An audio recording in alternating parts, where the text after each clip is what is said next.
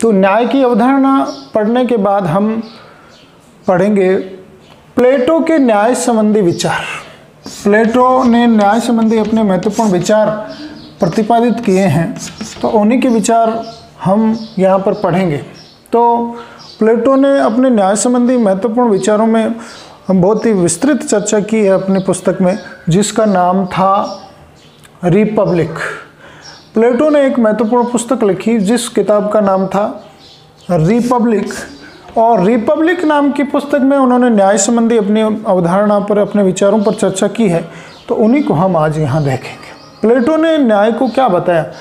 न्याय को उन्होंने बताया कि अपने निर्दिष्ट कार्यों को करना, अपने निर्दिष्ट कार्यों को करना और दूसरे के कार्यों में हस्तक्षेप नहीं करना ही न्याय है।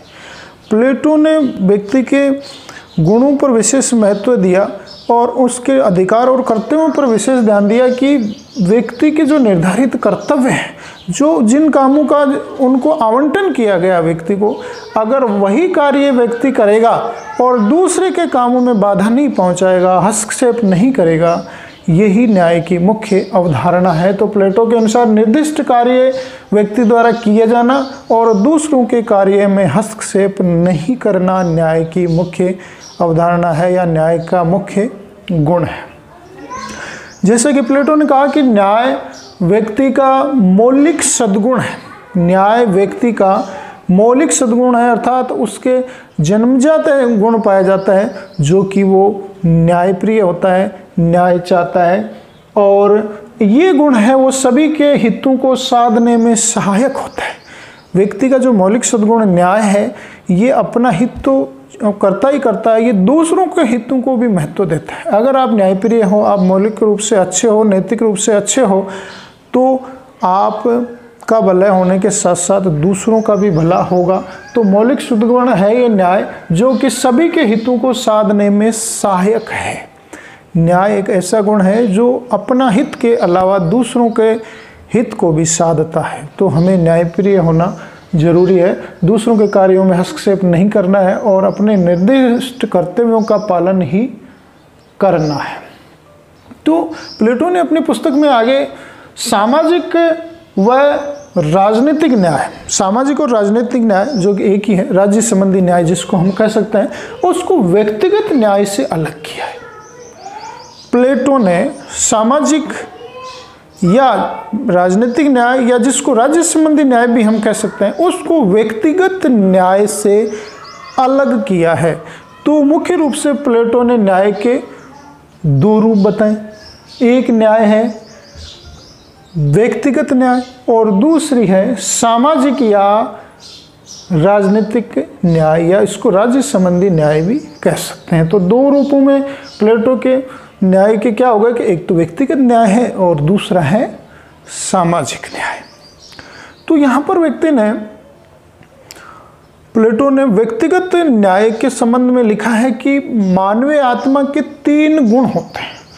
न्याय का मुख्य आधार मानवीय के 3 गुण होते हैं। न्याय की ये जड़ हैं, नींव हैं, जिनको हम कह सकते हैं। प्लेटो ने कहा है कि मानवीय आत्मा के 3 गुण होते हैं। ये 3 गुण कौन कौन से होते हैं? पहला गुण है बुद्धि,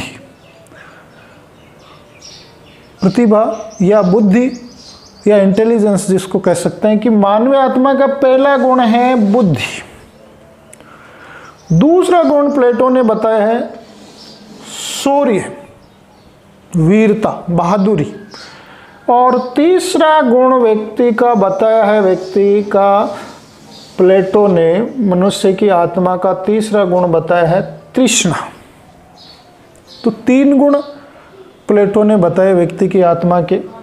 पहला गुण है बुद्धि, दूसरा गुण है शौर्य और तीसरा गुण है तृष्णा। और इन्हीं 3 गुणों के आधार पर मनुष्य जाति है, या मनुष्य के 3 वर्ग बनाए उन्होंने। 3 वर्ग कौन कौन से? जिनमें जो गुण अधिक पाया जाता है, मूल रूप से तो ये तीनों गुण न्यूनाधिक रूप से पाए जाते हैं प्रत्येक व्यक्ति में।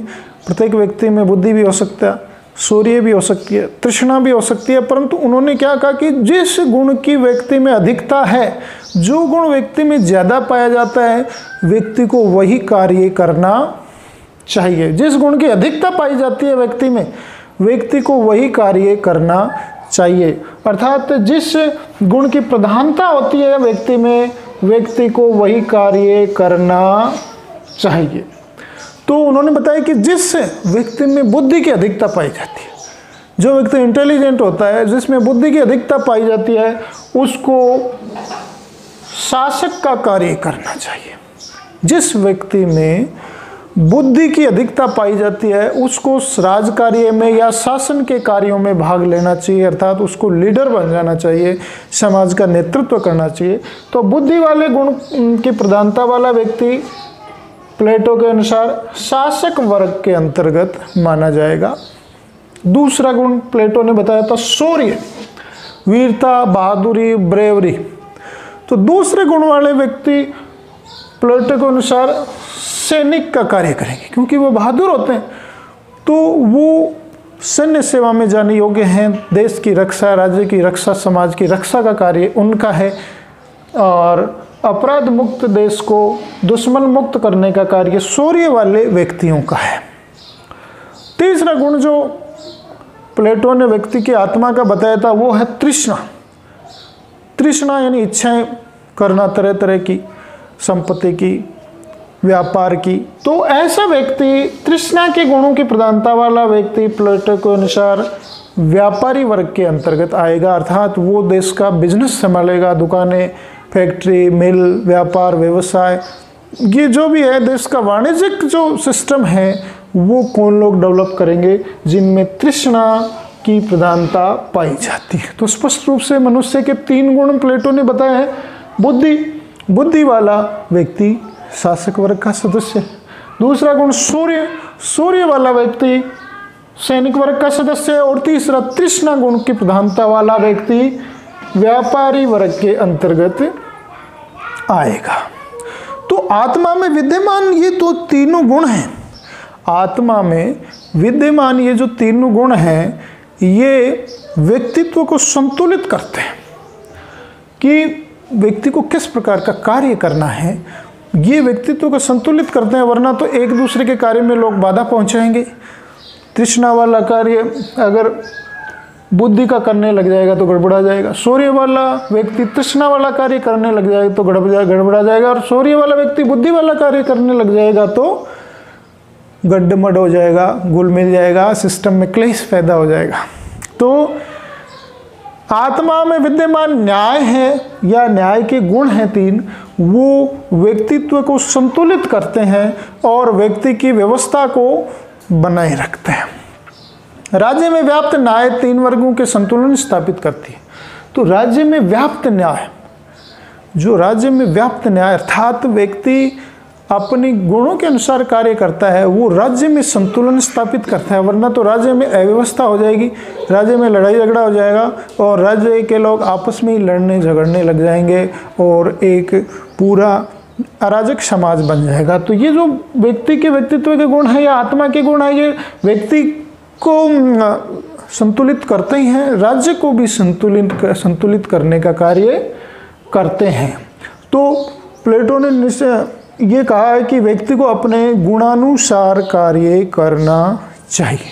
व्यक्ति में जैसा गुण है, अगर उसमें बुद्धि है तो बुद्धि वाला कार्य करे, अगर उसमें साहस है तो साहस वाला कार्य करे, अगर उसमें तृष्णा है तो तृष्णा वाला कार्य करना चाहिए, अर्थात उसको शासक वर्ग या सैनिक वर्ग या व्यापारी वर्ग तीनों में से एक ही कार्य करना चाहिए। प्लेटो ने ये कहा है, तीनों वर्गों को अपने परिधि में, अपने दायरे में कार्य करना चाहिए। इससे समाज में शांति पैदा होगी और व्यक्ति के व्यक्तित्व के गुणों का विकास होगा और एक संतुलित और एक सभ्य समाज का विकास होगा प्लेटो के अनुसार। तो दूसरों के कार्यों में हस्तक्षेप अनिष्टकारी होता है। अगर प्लेटो ने कहा है कि अगर हम दूसरे के कार्यों में हस्तक्षेप करेंगे, दूसरे के कार्यों में बाधा पहुंचाएंगे, तो वो किसका कारण बनेगा? अनिष्ट का कारण बनेगा, विनाश का कार्य करेगा। इससे अव्यवस्था उत्पन्न होगी। तो अपने गुणों के अनुसार व्यक्ति को कार्य करना चाहिए। अपने जो आत्मिक तत्व हैं, जो आत्मा के गुणों के तत्व है, जिस अनुपात में पाए जाते हैं व्यक्ति में, और जिस व्यक्ति की जो योग्यता है कार्य करने की, वही कार्य उसको करने चाहिए। अपनी योग्यता और क्षमता के अनुसार अगर व्यक्ति कार्य करता चला जाएगा तो न्यायपूर्ण समाज स्थापित होगा। तो अहस्तक्षेप करना ही न्याय है। तो प्लेटो ने निष्कर्ष रूप में क्या कहा कि किसी के दूसरे के कार्यों में हस्तक्षेप नहीं करना, अपने गुणों के अनुसार कार्य करते चले जाना और दूसरे के कार्यों में हस्तक्षेप नहीं करना, हस्तक्षेप नहीं करना ही न्याय है। तो स्पष्ट रूप से ये कहा जा सकता है, प्लेटो ने कहा कि अपने आत्मा के अनुसार, आत्मा के गुणों के अनुसार व्यक्ति अगर कार्य करता चला जाएगा, दूसरों के कार्य में बाधा पहुंचाएगा नहीं, दूसरों के कार्य में हस्तक्षेप नहीं करेगा, हस्तक्षेप के अनुसार कार्य करेगा, तो यही न्याय है और यही न्यायपूर्ण व्यवस्था है।